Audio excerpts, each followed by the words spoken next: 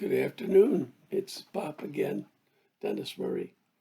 Um, I have had an interesting day. I usually do my podcast in the morning and I make notes after I finish each day for the next day. I just pick up my notes and do a little thinking, a little organizing, and record. But today I found there was way too much material to cover in a few minutes. And so then I thought, well, maybe I better do some further research. And the more I did, the more I added to the material. Then it was time to get real and start stripping it down to the stuff that fits in the general tone. So I spent, a fair amount of the day. So here we are at after 4 o'clock, and I'm just beginning to record. But it's been fun, and I must say I really like the flavor of my days these days with these podcasts. Um, on a sad note, I have to think of the memory of Joe Dedrick. Joe was he died a year ago today, and he was the son of my dear, dear, dear friends of more than 50 years standing, Joe and Peggy Dedrick. And Joe's Jack and Peggy Dedrick, pardon me. I have Joe in my mind. Joe's wife, Vicky, it hurts. And a double whammy yesterday would have been Joe's birthday. He was far too young. Um,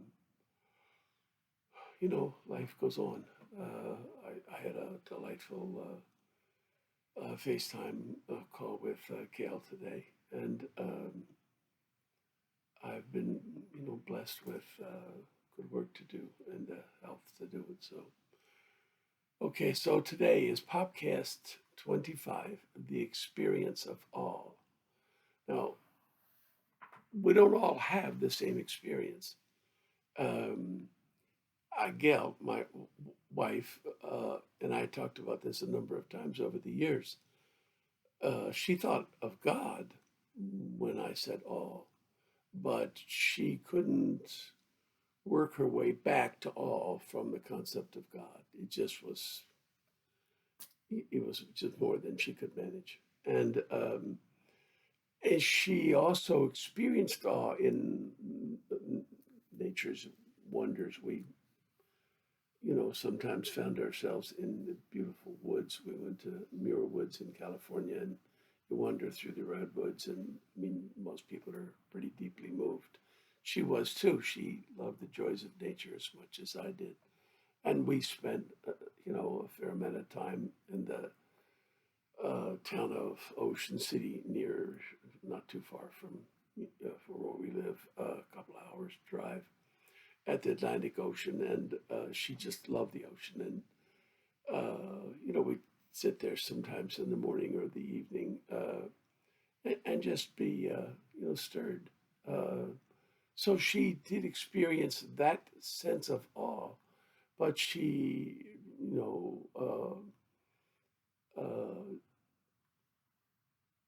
didn't think in big grand terms. It wasn't her thing. She was a very commonsensical, practical gal, and um, so she, she didn't see it as the source of hope and energy and guidance. And but I will say, she did have a strong sense of oneness within herself and with God and with other people in the world.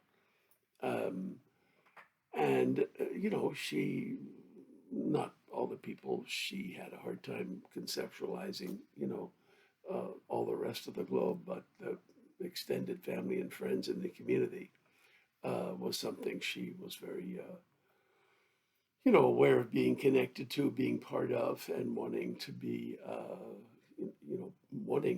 part of. So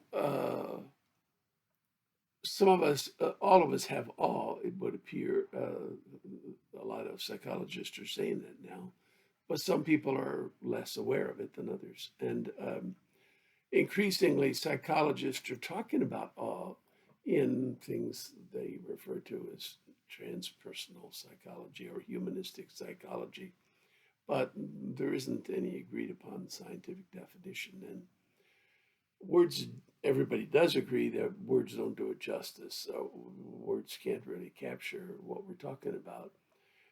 It's a psychological experience.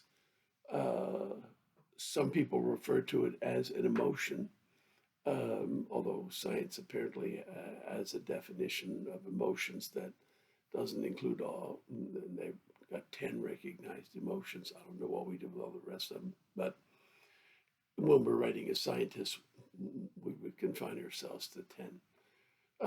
But there are good writers who speak of it as the 11th emotion, and an emotion in general is a frequent reference. And so what we can do is we can't get around that by any skill of words. We have to accept that all we can do is point.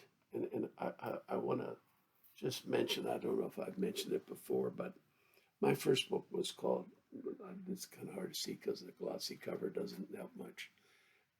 My first book was called Pointing at Awe in Three Tries. And on the cover, there's a guy carrying a burning bush inside his house. He's dug it up from the front yard. I think I already mentioned this. And anyway, as you know, I don't push my books because each successive effort I make to try to talk, I think, is a little better than the one before. So you might as well pay attention to the latest one and skip the other ones. And this is the latest. Anyway, the point of the book was, made in that particular book, three short books were put together, and each one of them was an attempt to point us at awe. And so if you want to refresh your own experience, then I think it's a good thing to try and be open and to remember prior moments when you were moved by awe from the wonders of nature. I mean, did you ever go on the Appalachian Trail? Did you ever see Niagara Falls? Did you ever sit by the ocean for a while, looked at a starry sky? Moments from family life. Sometimes music, a lot of people refer to music as the source of this. So, or moved by thoughts of God. And try to work backwards to the awe part of the thoughts of God. Um, I mean, God's a pretty big subject and it's got a lot of parts to your thoughts about it. But, some of your thoughts are about the awesomeness and an experience that's, an experience of awe. So focus on that. And in the process, you may refresh your experience of awe. And my closing caution is stay with the experience all your life if you can. Try and keep as close to the experience as possible, given your own, circumstances, life, and your personal dispositions, because once you put words to awe and move away from the experience, then you inevitably begin to give the words too much importance, and you'll become separated from the subtle vitality and complexity of awe itself as an experience. And human life is so complicated that it can't be lived except by constantly refreshing it by a subtle source. And so stay with the experience in order to keep the subtlety that will allow all the complex facts as they arise to fit into, some kind of understanding by you for how to respond next. So, okay, enough for today, under 10 minutes. I'm going to keep trying for, 7, 8. See you tomorrow. I'm going to read some more books on, and I'll put some links up in later days to those those that I like the best. Take care. Bye bye.